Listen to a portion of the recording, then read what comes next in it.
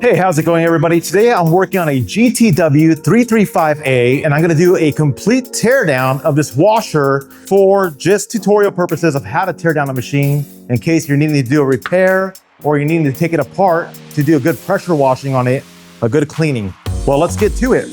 First off, you need a 1/4-inch nut driver right here, and we're gonna be removing this 1/4-inch screw on the back side. You got two of them. You got one on one side and one on the other. Go ahead and unscrew those 1/4-inch screws. Get them out of there. And we'll stick them out of the way. Now on the back side, you have this metal panel. You basically pull forward and slide to your right. Slide to your right so you can release this panel at the back side of your console. Now to remove the console, AKA faceplate, you basically push back just like that, lean it forward, and now we're gonna remove that diagnostics port. You're gonna grab yourself a screwdriver, standard screwdriver, small one, and come forward on this little tab right here, and that will release the diagnostics port. Next up, we have our connections and our fill tube. Release the fill tube just by pulling on it. And these connections could be a little bit tricky. They have these little release tabs. Want to push down, pull up. Then we're gonna push down, pull up.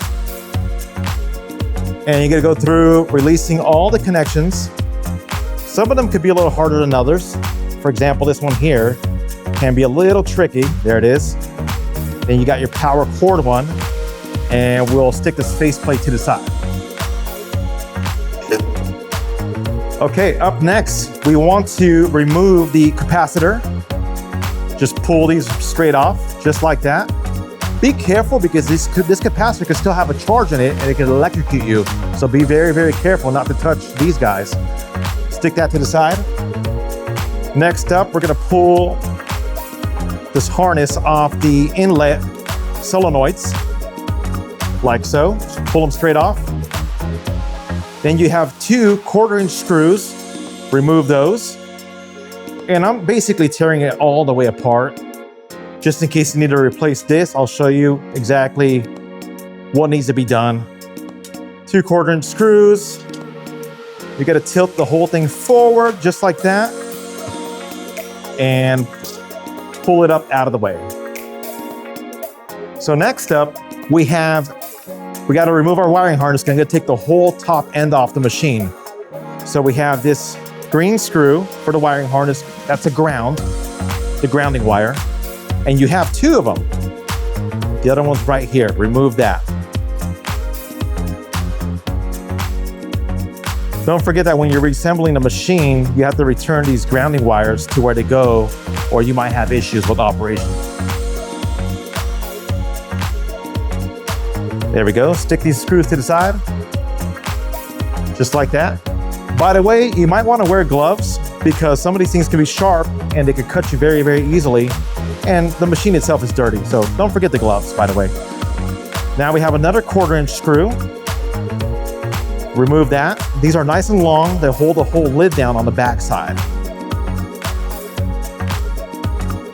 Put that one out of the way. Fine thread. And you have your secondary one over here. Just like that.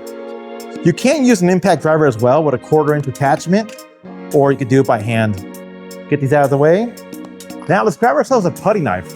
You're gonna need this to release the tabs on the front. And basically you have a tab. If you look closely, you have a tab right here. So you push forward and lift. Push forward, lift. Now that releases the whole top end. You can get it out of the way. Oh, you know what? While we're at it, let me also show you how to remove the lid lock. For those of you replacing the lid lock on this GTW machine. So you have a release tab right here.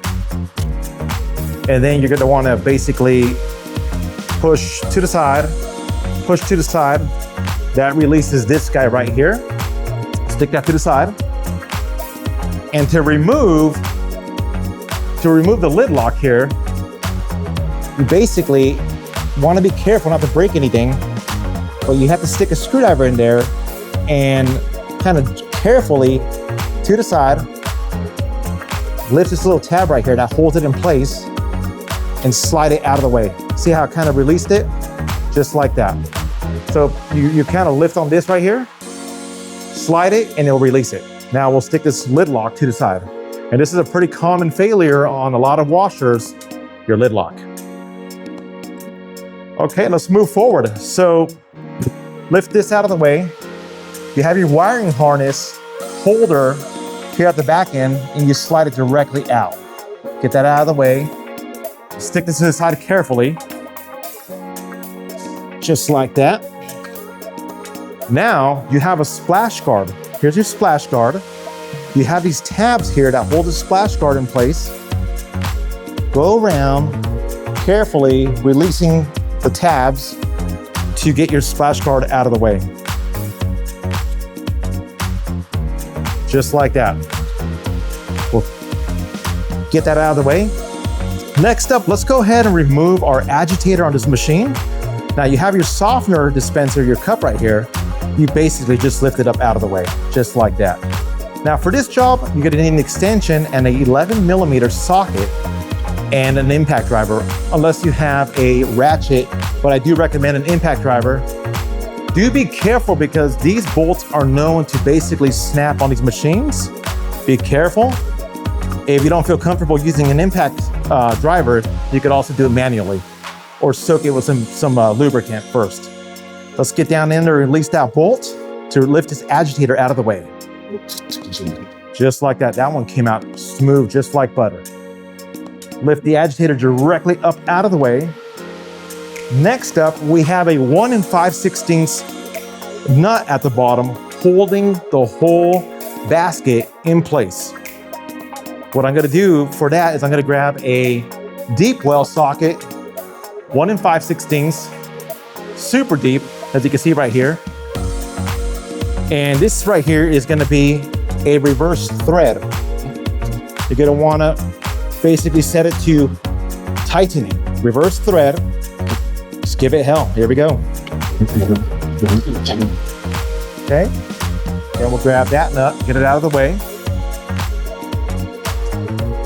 Now we're gonna lift the basket up out of the tub, get it off the shaft. All right, here we go. A lot of times it's gonna fight you. Oh, this one just came right out, just like butter. Now, if you're going through for your personal use to clean this machine out, which I do strongly recommend cleaning them out every few years because they get softener buildup, detergent buildup. So it's a good idea to take it all the way apart and just clean it out properly, you know? If you look down into the tub right here, it doesn't look too bad. So let's now remove the suspension rods. These are pretty straightforward and easy. You're gonna want, with one hand, grab the rod, lift up, grab this guy, push it straight down, turn it, so you see that slot right there? So it releases. Okay, just like that. Now, you can release the rod. There's an opening down in here, a slot, where you can basically slide the rod out of there and up.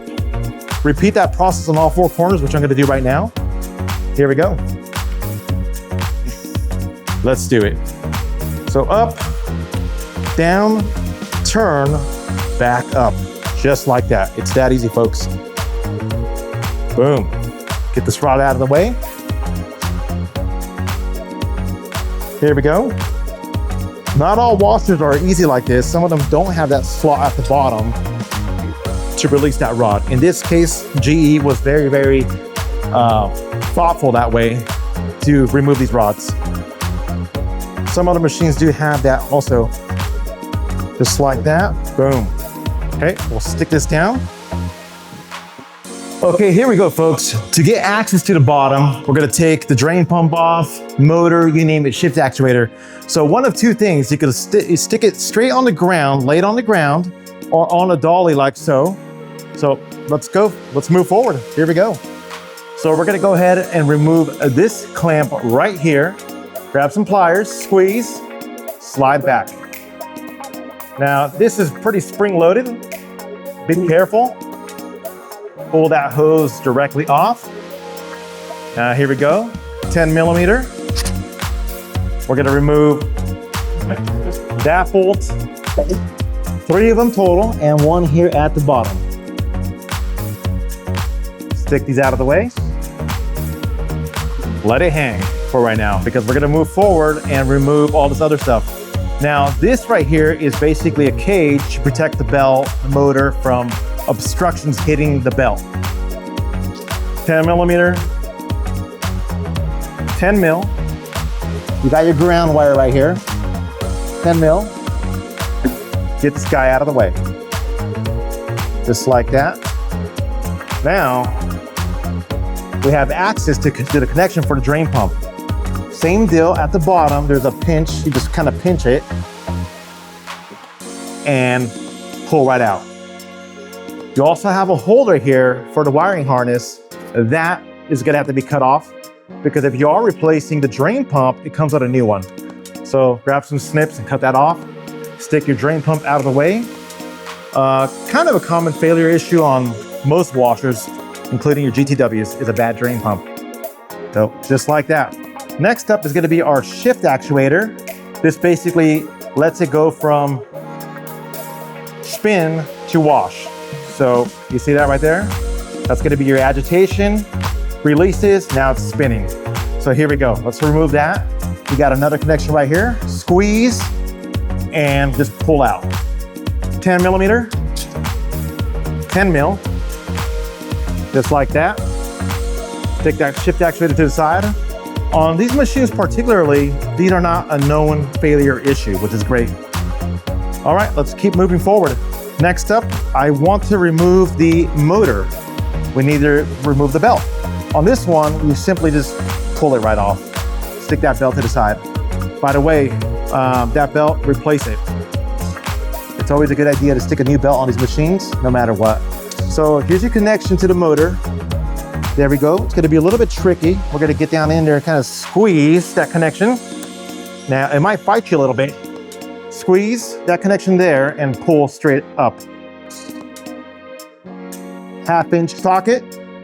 We've got 2 bolts, 1, 2. Now we are removing our motor. And that motor slides right out of there. Oh, almost forgot. We do have a speed sensor here, an RPM sensor here at the bottom. Don't forget, that needs to also be removed. You see that little red release tab? You're gonna basically wanna bring that out, push it, and now you can release it. So it does have a release tab. Stick that motor out of the way. A lot of times this pulley needs to be replaced because they can fail, they can go bad, splines go bad. So on this one, we're gonna grab a 14 mil to get this pulley out of the way.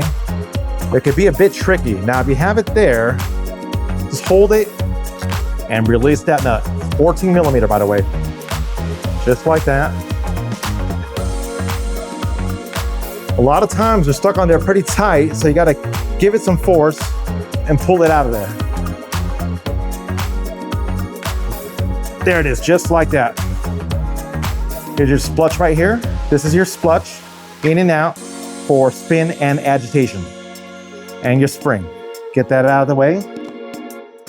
Next up, we need to remove the wiring harness because we're actually gonna pull the gear case out of here. So here we go. With some snips, you just go along, cutting these wiring harness holders out of the way because we are removing that gear case. Just get this all out of the way, just like that. Be careful not to cut the wiring harness because if you cut that, not good. We have this holder here, 10 millimeter. Remove that. And then the final one is over here. So carefully cut that out of there. Just cut it so you can release that wiring harness. So we're gonna go around and start removing all the bolts that hold the gear case in position to the tub.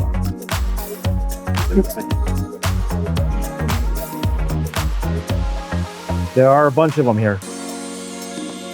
Making sure this gear case holds nice and strong to the tub.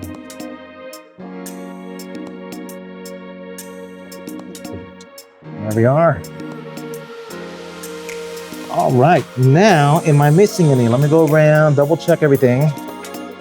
Now this gear case might fight you a little bit. You might have to pry it out of there or try to get it off to the top. Let's see here. Let me use this to kind of pry on and start working that gear case out of there. And we'll go around. Oh, just like that, folks. That is your gear case. You have your seal right here. This is your seal that keeps the water from entering the gear case and damaging it. And if you need to replace the gear case, this is how you do it. Pretty simple stuff, folks. There you are.